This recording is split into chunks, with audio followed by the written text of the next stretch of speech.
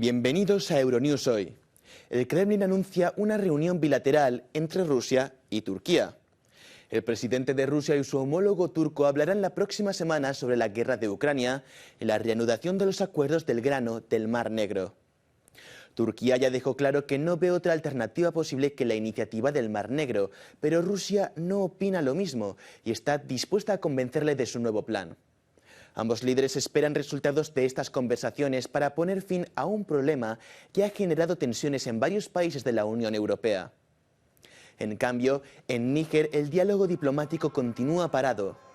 Los golpistas no han respondido a la idea de Argelia y Nigeria, actual país que preside la CEDEAO, de establecer un periodo de 6 meses de transición. En estas imágenes podemos ver las manifestaciones enfrente de la Embajada de Francia, quien fuera un fuerte aliado económico y militar del país africano. En Estados Unidos, la justicia ha condenado a 17 y 15 años a los líderes de los Proud Boys, aquellos que organizaron lo que ahora estamos viendo, el asalto al Capitolio del 6 de enero de 2021. Además, hay que recordar que el expresidente de Estados Unidos, Donald Trump, está siendo procesado por incitar este trágico evento, en el que participaron 10.000 personas y que dejó 5 muertos y 140 agentes heridos. Además, este viernes hablaremos de la ola de violencia que ha estallado en las cárceles de Ecuador, así como del descubrimiento de azufre en la Luna. Ahora sí, vamos con los titulares. Algunos ucranianos intentan evitar el servicio militar obligatorio marchando del país o pagando caros sobornos. El sector de fabricación de drones vive un auge sin precedentes ante la creciente dependencia del ejército ucraniano en la guerra contra Rusia. Se redoblan los esfuerzos de extinción de incendios en Grecia. El primer ministro estima que la superficie quemada este verano superará las 150.000 hectáreas. La popularidad de Trump podría estar afectando al Partido Republicano. Es líder de las encuestas, pero sus juicios penales acaparan el debate electoral. Algunos ucranianos se niegan a luchar en la guerra a pesar de las presiones sociales y las advertencias de las autoridades que toman medidas contra quienes quieren eludir el servicio militar en medio de una difícil contraofensiva. Huyeron del país y pagaron miles de dólares en sobornos para evitar el servicio militar obligatorio. Iván Ischenko abandonó el ejército y huyó de Ucrania un mes después de ofrecerse como voluntario para luchar contra las tropas invasoras rusas. Mi motivación para ir a la guerra se debió principalmente al hecho de que soy un patriota ucraniano. Es decir, quería luchar por una Ucrania libre, pero cuando vi todas las situaciones que ocurrían, el derramamiento de sangre, me di cuenta de que tenía miedo, psicológicamente no podía soportarlo. El padre de Bogdan Marinenko ya está luchando en el frente. Él dice que escapó del servicio militar obligatorio porque es el único que puede cuidar de su familia. Tomé la decisión de irme antes de los 18 para que me dejaran cruzar la frontera.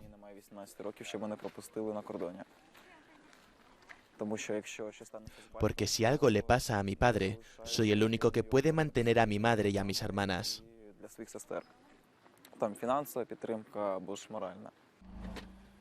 Kiev asegura que 6.100 hombres han sido sorprendidos intentando salir del país con documentos falsos para evitar participar en la guerra. Desde el comienzo de la invasión, las autoridades han detenido a 13.600 personas que intentaban cruzar la frontera. La Unión Europea debe ampliar temporalmente la prohibición de importar cereales ucranianos sin aranceles a 5 países de la Unión Europea: Polonia, Rumanía, Bulgaria, Hungría y Eslovaquia. Así lo cree el comisario europeo de Agricultura, Janusz Wojciechowski, que ha participado este jueves en un debate en la Comisión de Agricultura del Parlamento Europeo para resolver el conflicto con las importaciones de trigo ucraniano. Para apoyar a Ucrania, la Unión Europea acordó el año pasado que las importaciones de sus productos estuvieran libres de aranceles. Pero este año las importaciones ucranianas han hecho bajar los precios del grano en Europa Central, algo que ha afectado a los agricultores europeos. Creo que tenemos que prolongar hasta el final del año. Esta es mi posición. Es necesario que lo aprueben los 27. Mi papel es dar información e informar sobre el riesgo potencial en la opción de no prolongar la prohibición. Tendremos la próxima gran crisis en los países de primera línea y en los mercados en esos países. Y sobre todo, crisis en la Unión Europea. La idea contradice la línea oficial de la Comisión Europea, que en un principio pretendía poner fin a las prohibiciones de importación el 15 de septiembre. Pero Ucrania se ha opuesto insistentemente a los vetos en los 5 países. Durante el encuentro, el comisario ha propuesto un plan de subvenciones para Ucrania con el fin de compensar a los exportadores de grano por las pérdidas con 30 euros por tonelada. La otra idea es apoyar la logística, apoyar el transporte de grano cuando se transporta a terceros países. Hay ideas por ahí para subvencionar la tonelada de trigo con 30 euros. Y esto podría ser un incentivo para que los comerciantes exporten ese grano a terceros países. Pero esta propuesta crea algunas dudas a los eurodiputados, que creen que estas ayudas podrían distorsionar el mercado.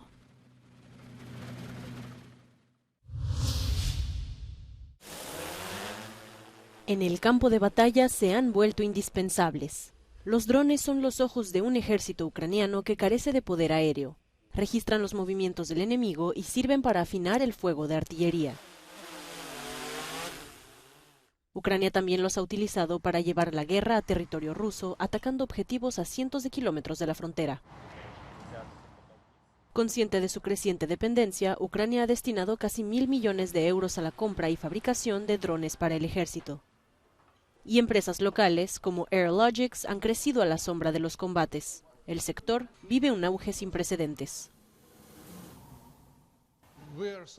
Aquí somos soldados, fabricamos drones para nuestras fuerzas armadas. Cuando empezamos tras la invasión éramos 6 u 8 personas, ahora somos más de 40 y contratamos y ampliamos. Empresas similares han florecido en todas partes. Drone Lab nació al principio de la invasión para ayudar al ejército ucraniano con un solo ingeniero. Ahora son 20 y más de 100 voluntarios. Han fabricado más de 1.500 drones y formado a cientos de soldados para pilotarlos.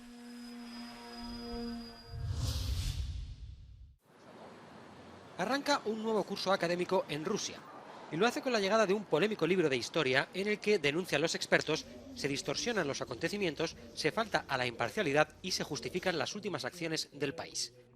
Un intento descarado, claman los activistas por los derechos humanos, de adoctrinar a los escolares rusos. Me gustaría que a los niños se les contara la verdad, que cuenten cómo ocurrió realmente, incluso lo malo, que no exageren ni adornen.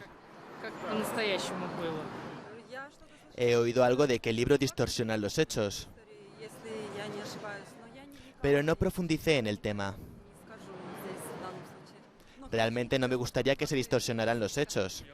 Creo que los especialistas cualificados que participaron en la compilación de este libro de texto han hecho un buen trabajo y será interesante para los niños estudiar la historia de los acontecimientos que han tenido lugar recientemente en nuestro país y en las regiones vecinas. El nuevo libro de texto de historia se escribió en un tiempo récord. Sus autores no ocultan en absoluto la orientación ideológica del mismo. El material está dirigido al alumno, a los padres y a los profesores. Expone el punto de vista del Estado y el del Consejo Académico a través del prisma de la posición del Estado sobre los acontecimientos actuales. No son estos los únicos cambios. A partir del 1 de septiembre, el módulo de formación militar inicial vuelve a las escuelas, siendo obligatorio en todos los centros educativos del país. Entre otras cosas, el programa enseña a los menores a utilizar un fusil Kalashnikov. Rodeada de un enorme despliegue de seguridad, la primera ministra italiana, Giorgia Meloni, visitó el jueves Parque Verde, un suburbio de Nápoles, en la localidad de Caivano, donde 2 niñas fueron violadas repetidamente por un grupo de adolescentes. Meloni pasó unas horas en el barrio Parque Verde de la localidad, donde las niñas, primas de 11 y 12 años, fueron agredidas. Allí se reunió con el párroco local, Maurizio Patriciello, de la iglesia de San Paolo Apóstol, un referente en la lucha contra el crimen organizado. La primera ministra prometió que un complejo deportivo abandonado y en ruinas, lugar sospechoso de ser escenario de algunas de las presuntas violaciones que han tenido lugar en los últimos años, sería reparado y estaría operativo para primavera. La visita de Meloni llega como un intento de reafirmar los esfuerzos de su gobierno para combatir el crimen organizado. La camorra, cuyos negocios incluyen el tráfico de drogas, tiene una influencia significativa en Nápoles y sus suburbios, entre los que están algunas de las zonas más empobrecidas de Italia. Las superficies arrasadas por los incendios en Grecia este verano superarán las 150.000 hectáreas, estimó el primer ministro griego Kyriakos Mitsotakis. Gran parte corresponde al bosque de Dadia, donde el fuego arde desde hace 13 días. Durante un debate parlamentario sobre los devastadores incendios, Mitsotakis aseguró que el Estado completará inmediatamente la restauración de los bosques quemados y habló de las medidas que se han puesto en marcha para la protección de los bosques. Más de 100 drones que podrán vigilar puntos sensibles, a menudo mediante inteligencia artificial, para que podamos ser informados inmediatamente de un brote de incendio cuando se produzca. Sensores para medir la temperatura, cámaras en todos los yacimientos arqueológicos y bosques de alto riesgo. Debemos disponer de mejores imágenes por satélite.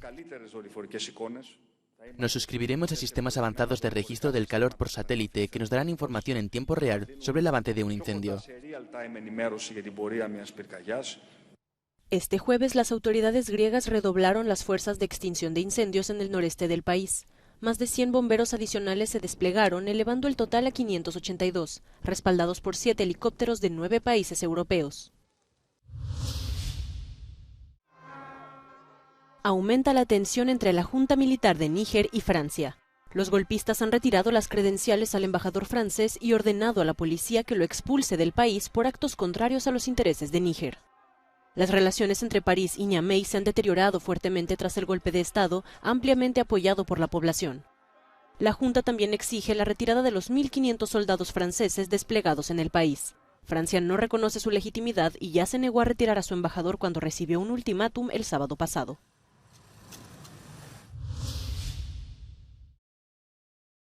Duras condenas para 2 de los cabecillas del ataque al Capitolio.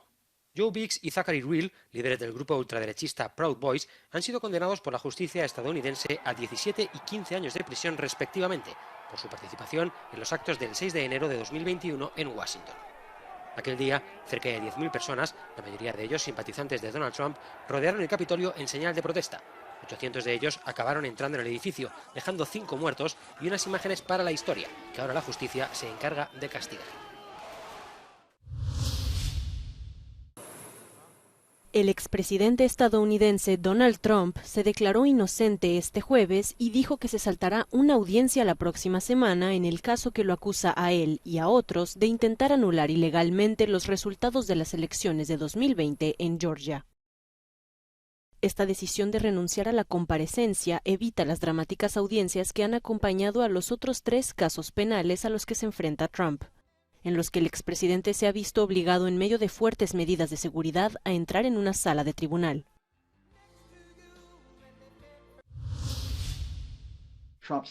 Trump dijo en la campaña de 2016, podría disparar a un hombre en medio de la Quinta Avenida de Nueva York y la gente seguiría votándome. Y hay algunos estadounidenses que lo harían. Fue un huracán mediático en 2016. En 2023, Donald Trump vuelve a acaparar la atención de la prensa con sus juicios penales y su intención de volver a ganar las elecciones presidenciales de 2024. El expresidente insiste en su inocencia y acusa a los medios de una caza de brujas en su contra. Esta narrativa parece calar entre sus seguidores, que en vez de darle la espalda se comprometen cada vez más con su causa. Una condena o incluso una simple acusación probablemente le perjudicaría más que ayudarle en las elecciones generales. Sin embargo, en el proceso de primarias el proceso de nominación claramente le ayuda. Está desviando la atención de los otros candidatos. Pero el problema más importante es que decir que Trump está liderando las encuestas significa que los medios están aceptando una narrativa que se refuerza a sí misma. Lo que sucede aquí es que los medios le dan toda la atención a Trump. Si los medios realmente nivelaran el campo de juego en términos de cubrir candidatos y temas, en lugar de tratar esto como un circo con Donald Trump como maestro de ceremonias, entonces podríamos tener un verdadero proceso democrático en lugar de uno en el que los medios efectivamente permitan el intento de Trump de ungirse a sí mismo como el candidato republicano. Y a pesar de que la sombra de Trump no deja de planear sobre los candidatos republicanos y ensombrecer sus programas electorales, hay un amplio entendimiento de que la figura del expresidente sigue siendo clave para ganar las primarias del partido. Bueno, hay una respuesta inmediata con respecto a los candidatos republicanos en su debate el miércoles por la noche en Wisconsin, y porque 6 de 8 dijeron, mira, incluso si es condenado, apoyo que sea presidente. Y eso se debe a que el cálculo político de casi todos los candidatos es que si dices que Trump no debería ocupar el cargo, pierdes cualquier posibilidad de conseguir votantes trumpistas. Y para ser honesto, ese ha sido el fenómeno del Partido Republicano desde que Trump asumió la presidencia en 2016.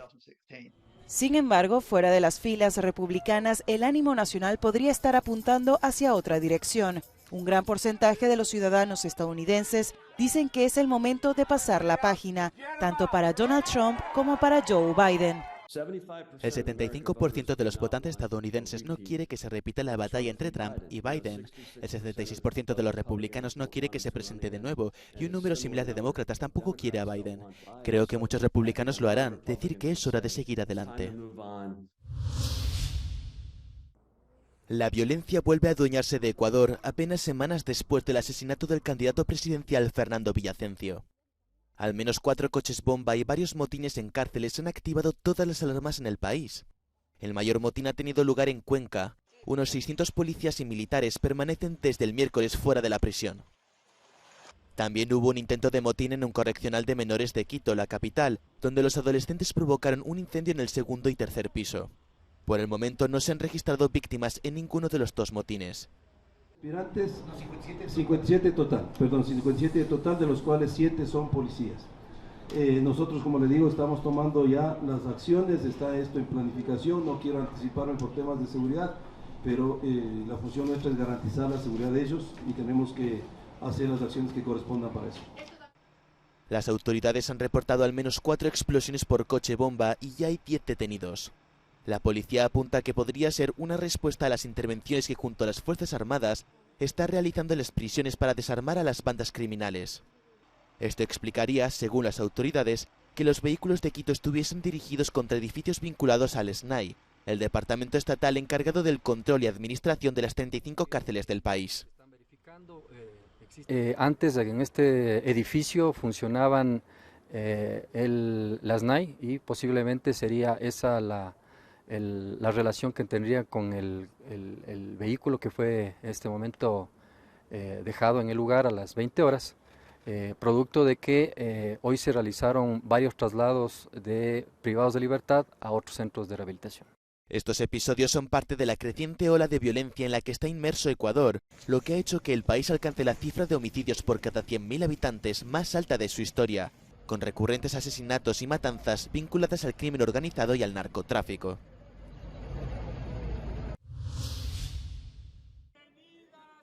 Xochitl Gálvez se perfila como la candidata presidencial de la oposición en México. Tras ganar las encuestas públicas por teléfono y en viviendas, el Partido Revolucionario Institucional, conocido como PRI, da su completo apoyo a Gálvez para ser la candidata de la coalición opositora en las elecciones presidenciales de México de 2024.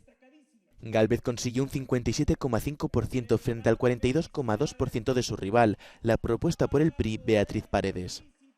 De esta forma, Gálvez se posiciona como la preferida para representar el Frente Amplio, la coalición de la oposición, compuesta por el PRI, el Partido Acción Nacional y el Partido de la Revolución Democrática.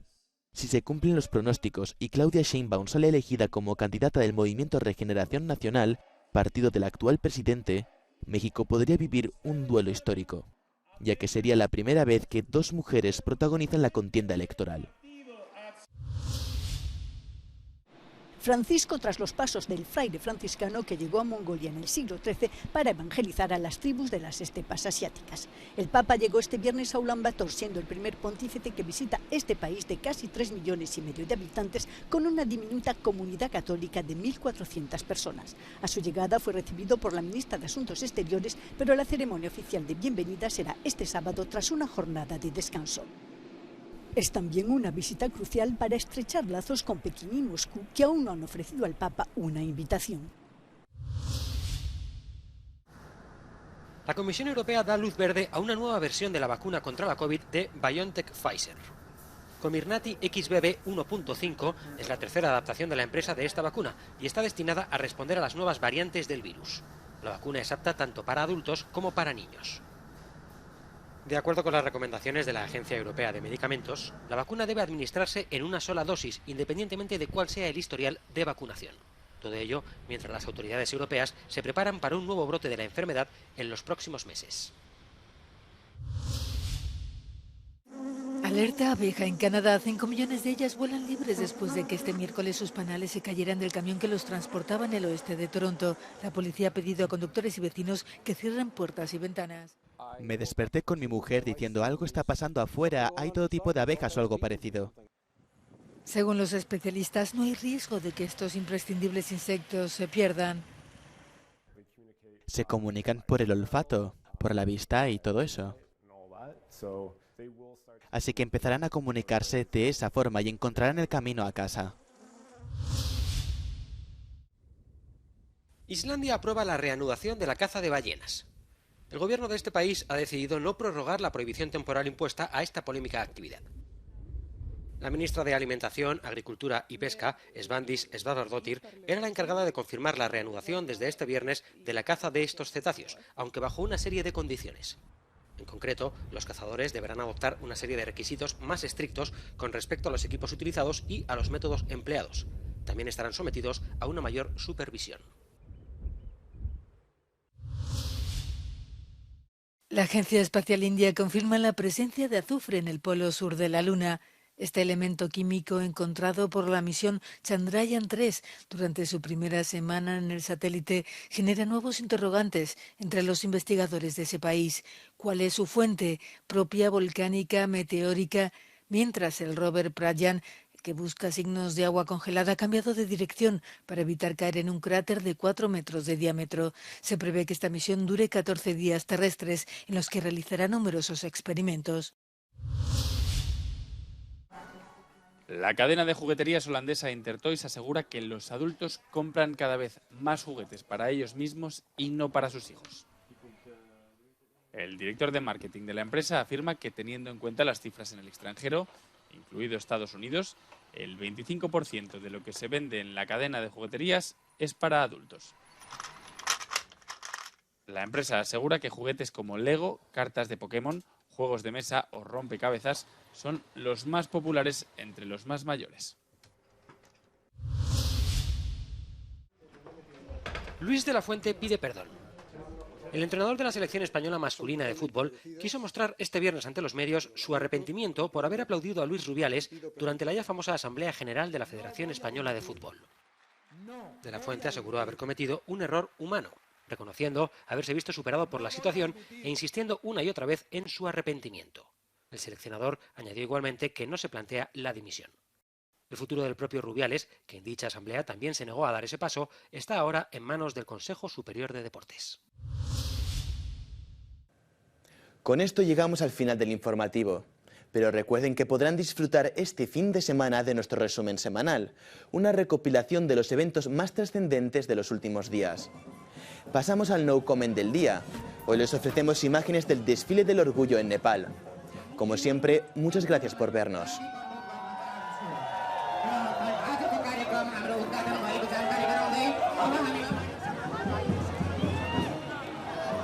Thank you so much, हाम्रो माननीय मन्त्रीज्यूलाई सब राम्रो